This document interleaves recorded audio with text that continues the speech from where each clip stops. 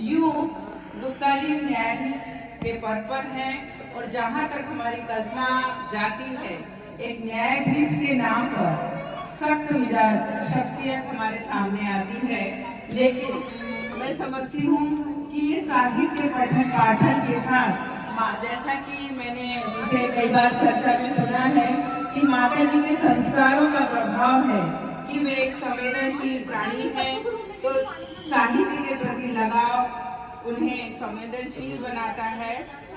पुस्तक बरसात में इसका प्रमाण आपको देखने को मिलेगा कि जैसा भी सर कह रहे थे ठाकुर साहब को कि ये पुस्तक समर्पित है, किसे समर्पित है। अभी तक मैंने देखा था कि पुस्तकें या तो माता पिता या भाई बहनों को समर्पित होती है, लेकिन ये पुस्तक समर्पित है उनके पेट स्पाइकी को। अपने पेट स्पाइकी को उन्होंने ये किताब समर्पित की है, तो मैं उनकी सद्भावना को नमन करती हूँ। स्पाइकी के लिए लिखी उनकी पंक्तियां आप देखेंगे, बड़ी चित्रात्मक छवि आपके सामने आती है कि सफेद बालों को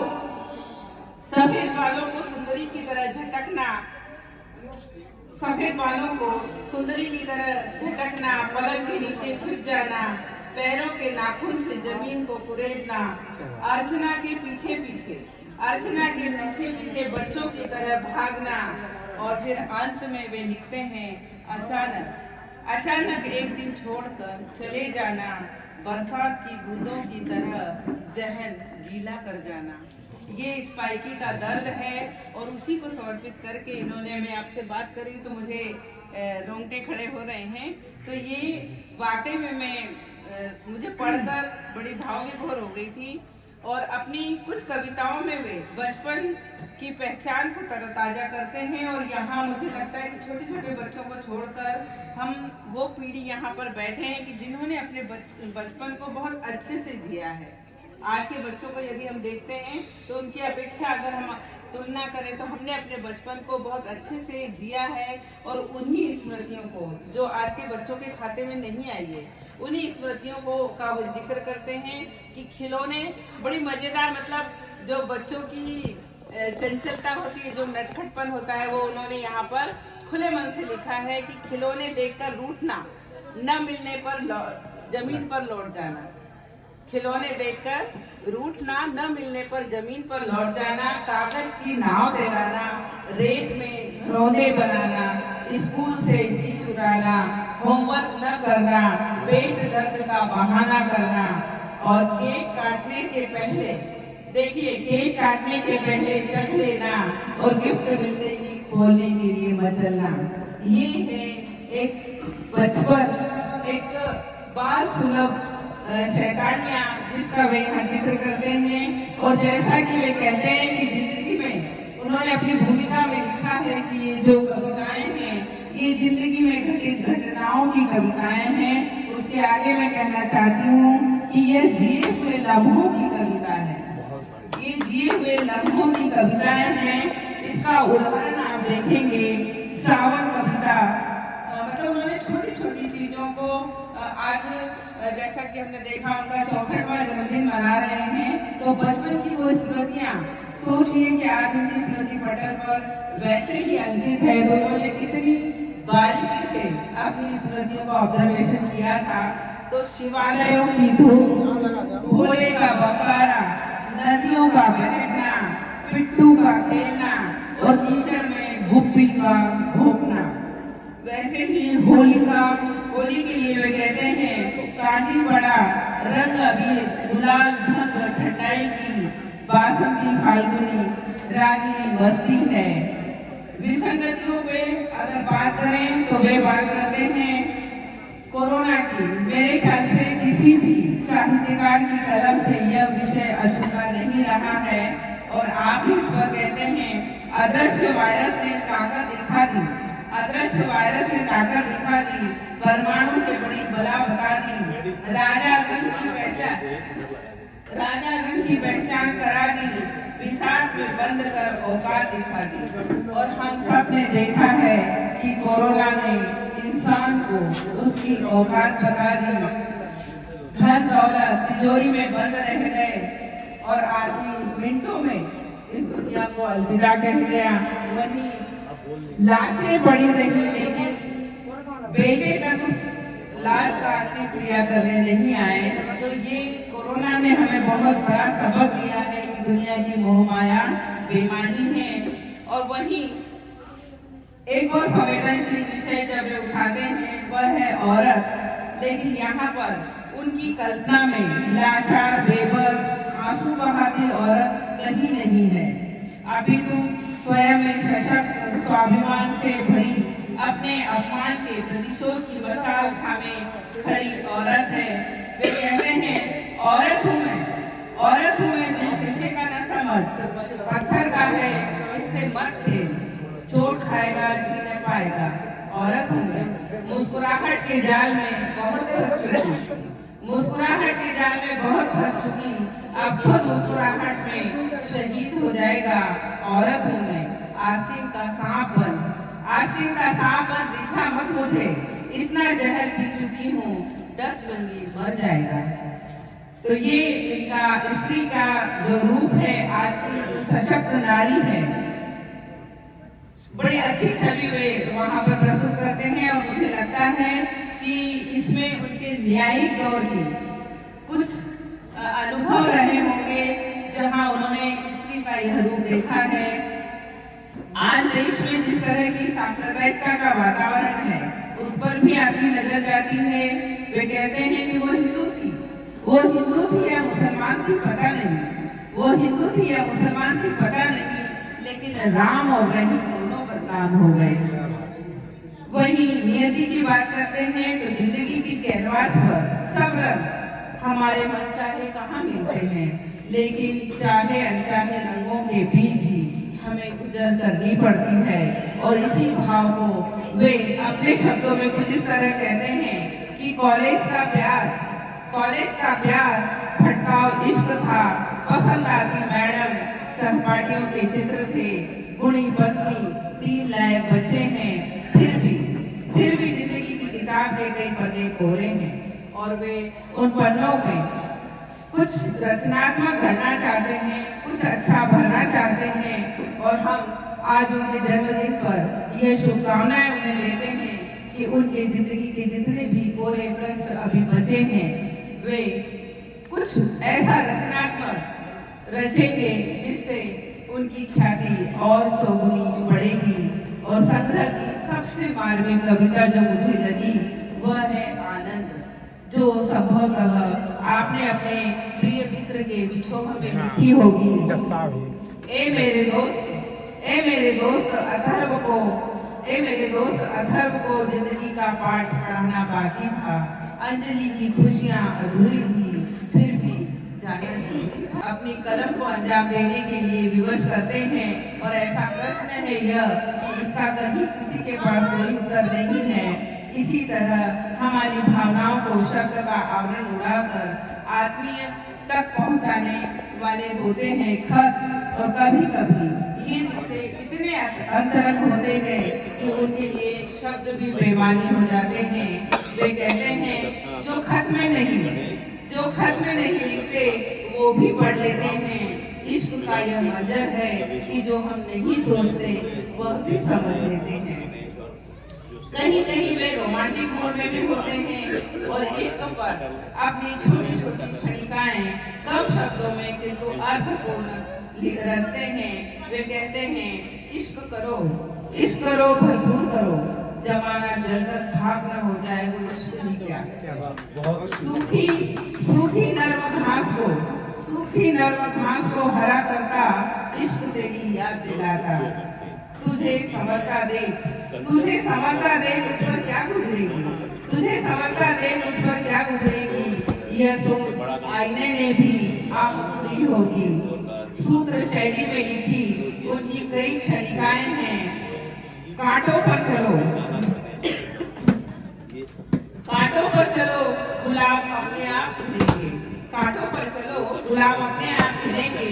और गुलाब से खेलोगे तो कांटे तो लगेंगे, गुलाब से खेलोगे तो कांटे तो लगेंगे।